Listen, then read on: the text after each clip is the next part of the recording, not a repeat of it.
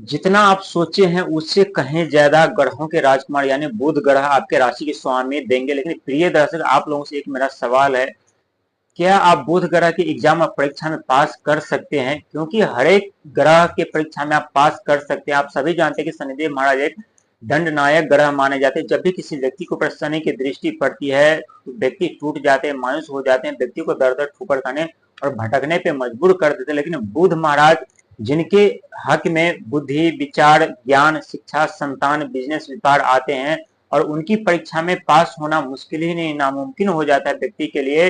क्योंकि वाणी और बुद्धि को लेकर के जब भी किसी व्यक्ति के ऊपर कोई समस्या खड़ी हो जाती है तो व्यक्ति अकेला हो जाते हैं, उनके रिश्ते टूट जाते हैं, अपने छूट जाते हैं, बिजनेस, व्यापार, करियर पे प्रतिबंध लग जाते हैं। हम बात करें कन्या राशि के बारे में। प्रिय दर्शक, आज की वीडियो में कुछ ऐसी घटना घटित होने वाली है और कौन सी सफलता आपके जीवन में अभी दस्तक देने वाली है और कहाँ पे आपको सावधान रहने की जरूरत है। क्योंकि 2025 का अंतिम समय आ चुका है, क्योंकि मंगल का साल था और मंगल और आपके राशि के स्वामी यानी बुध दोनों ही शत्रु ग्रह माने जाते हैं। और 2025 में आप देख चुके हैं कि किस तरह से अपने ही आपके शत्रु बन गए हैं, अपने ही आपके दुश्मन बन गए हैं, गुप्त शत्रु परेशान कर रहे हैं।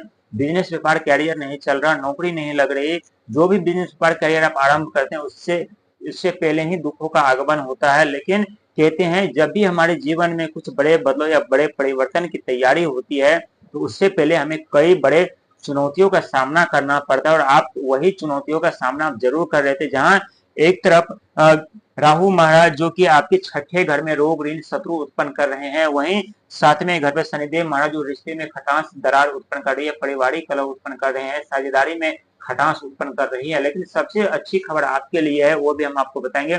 और सबसे बड़ा शत्रु आपके कौन से हैं, जो शत्रु आपको आगे नहीं बढ़ने दे रहे और आपको सफलता और कामयाबी नहीं दिलाने देने रहे, ये भी हम आज आपको बताएंगे। लेकिन सबसे अच्छी खबर की बात करेंगे हम, यानी बुध महाराज जो कि आपके राशि के स्वामी यानी ब्रह्मांड का सबसे छोटा ग्रह, बहुत ही नटखट ग्रह माने जाते हैं और आपके द्वितीय घर पे यानी धन के घर पर आकर के विराजमान हो चुके हैं। हालांकि शनिदेव महाराज, राहुदेव महाराज जरूर ऐसे घर में विराजमान है जहां हर एक पल, हर एक सेकंड आपको मौत से सामना करना पड़ता है। जब भी आप कहीं से आते तो सोचते हैं कि कुछ ना कुछ आज अच्छा करेंगे, लेकिन अच्छा होने के बजाय आपको बुरा ही आपके जीवन में बुरी घटना घटित हो जाती है। लेकिन सबसे बड़ा जो कारण है, बुध महाराज बिजनेस, व्यापार, कैरियर, शिक्षा, संतान कार्य यानी धन के घर पर। लेकिन उससे भी जो बढ़िया बात है, अच्छी बात है, वो है देवगुरु बृहस्पति जो कि 11वें घर पर, धन के घर पर, यानी दो दो ग्रह आपके धन के भाव को देख रहे हैं। एक तरफ बिजनेस, व्यापार, कैरियर, एक तरफ देवगुरु बृहस्पति जो कि शिक्षा मंत्री, ब्रह्मांड का सबसे चौथा और बड़ा ग्रह माने जाते हैं। उन्हें वैक्यूम क्लीनर भी कहा जाता है। प्रिय दर्शक, देवगुरु बृहस्पति की 3 दृष्टि होती है, 5वीं, 7वीं, 9वीं। 5वीं दृष्टि शिक्षा, संतान, कैरियर, वाणी, विचार, बोले। 7वीं दृष्टि साझेदारी, रिश्ता, परिवार। और वहीं 9वीं दृष्टि साहस, पराक्रम, धर्म, कर्म। और तीनों दृष्टि जब भी किसी घर पे बैठते हैं तो उस घर में कितनी भी समस्या उलझने क्यों न, उस घर को गंगा जल की तरह शुद्ध और पवित्र अपने दृष्टि डाल करके कर देते हैं। हाँ, ये सत्य है, जब जब आपके जीवन में कुछ बड़ी घटना घटित हो जाती है, अपने छूट जाते हैं, रिश्ते छूट जाते हैं, तो आपका मनोबल जरूर टूट जाता है, आप अपना हिम्मत जरूर खो देते हैं।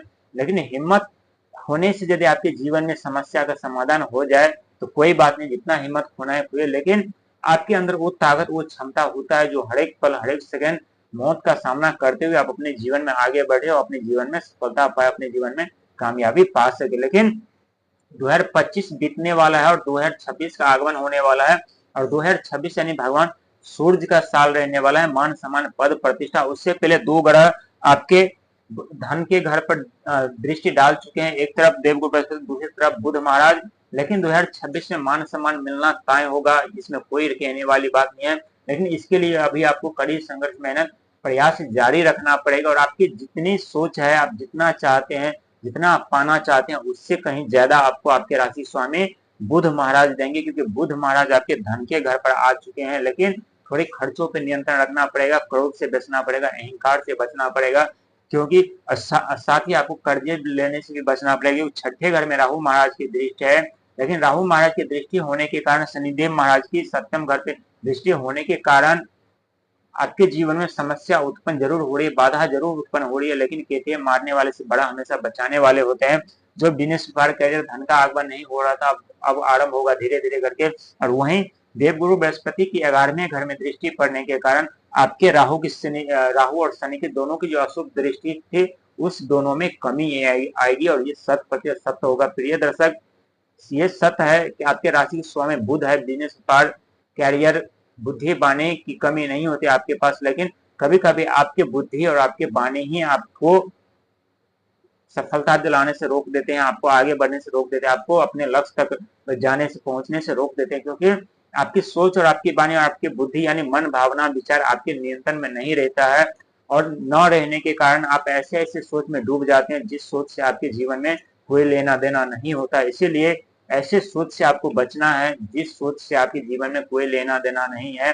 और यदि उस सोच से आप बच जाएंगे तो आप और पॉजिटिव आप सोचेंगे, सकारात्मक सोच आप रखेंगे, समस्या कितनी भी बड़ी क्यों ना हो, शनि महाराज क्यों ना रुकावट पैदा कर रहे हो, राहु महाराज क्यों ना उलझन उत्पन्न कर रहे हो, इसके बावजूद भी अपने जीवन में सफलता और कामयाबी पाएंगे, अपने जीवन में आगे बढ़ेंगे। लेकिन 2026 में बहुत बड़ी परिवर्तन, बहुत बड़े चमत्कार होगा और वो चमत्कार यही बुध महाराज और देवगुरु बृहस्पति करने वाले हैं। आपके हर एक मुराद पूरी होगी, आपके हर एक सपने सच होंगे, हर एक सोच आपके सच होंगे, जितना आपको चाहिए उससे कहीं ज्यादा आपको मिलेगा। लेकिन संघर्ष मेहनत प्रयास जारी रखना पड़ेगा आपको। इसका जो सबसे बड़ा कारण है राहु और केतु, ये दो ऐसे घर होते हैं जहाँ पे उलझने, कर्जे, मानसिक पीड़ाएं, रिश्ते छूट जाते, अपने छूट जाते, अत्यधिक दुखदायी ये घड़ी होता है। लेकिन 2026 में ये यहाँ से राहु आपके छठे घर से चले जाएंगे और शनि महाराज आपके सप्तम घर पे यानी 2027 तक रहेंगे। लेकिन 27 तक रहने से कभी उल्टी चाल चलेंगे तो कभी सीधी चाल चलेंगे और अभी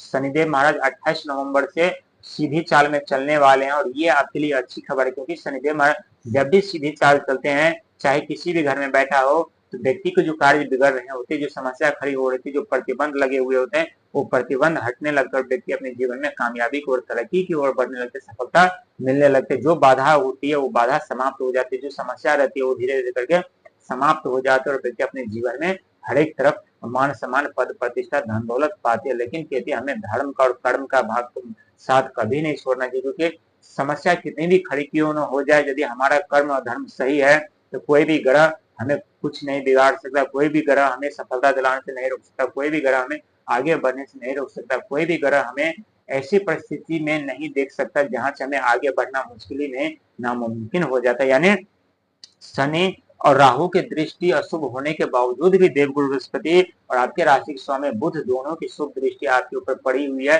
जिसके कारण आप अपने जीवन में ऊंचाइयों को छुएंगे, अपने जीवन में अपना लक्ष्य प्राप्त करेंगे, अपने जीवन में हर एक सपना साकार कर पाएंगे। प्रिय दर्शक, कोई भी ग्रह बुरा नहीं होता, बुरा हमारा कर्म धर्म होता है। जैसा हमारा कर्म होता है वैसे हमें फल भुगतना पड़ता है।